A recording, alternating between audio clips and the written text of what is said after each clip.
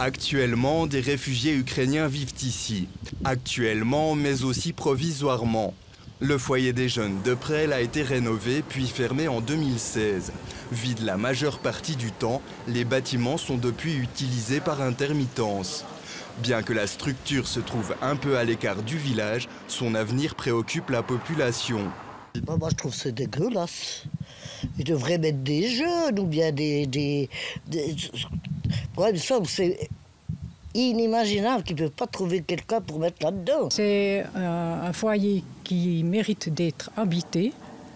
Et puis, moi, ça m'est égal ce qu'ils mettraient dans ce foyer. Disons que rien ne me gêne. Les Ukrainiens ne nous dérangent pas, pourquoi les réfugiés nous dérangeraient? Alors, moi, ça m'est égal. Le fait d'amener des réfugiés et puis de les accueillir, je pense que c'est une chose normale. C'est une solidarité et une empathie qu'on peut avoir. Par contre, il ne faut pas les laisser sans occupation parce que ça risque de poser des problèmes dans le voisinage. Et pour eux, c'est un endroit un peu perdu. Donc, s'ils n'ont pas des occupations et qu'ils sont dans un endroit où il n'y a rien à faire, ils vont forcément s'ennuyer et puis manquer de motivation dans la vie.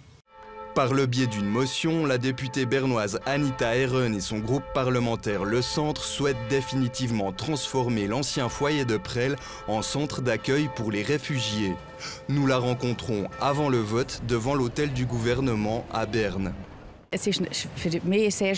Pour moi, c'est difficile à comprendre. Le canton oblige des communes à mettre des bâtiments à disposition, notamment pour abriter des requérants d'asile, alors qu'il possède lui-même des bâtiments qui sont prédestinés à cet usage et qui coûteraient moins cher.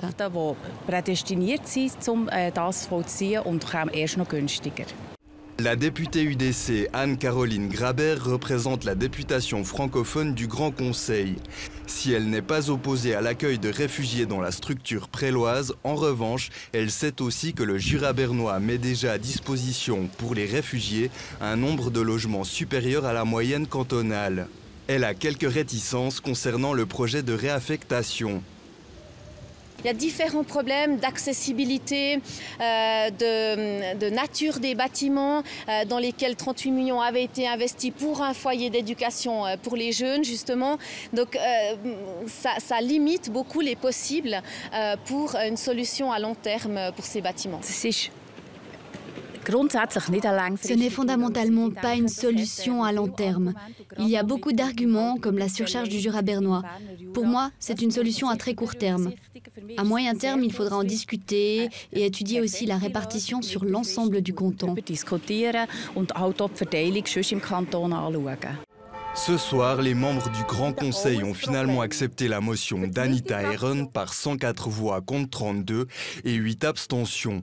Il s'agit maintenant pour le Conseil exécutif du canton de Berne de réfléchir à la meilleure manière de la mettre en œuvre.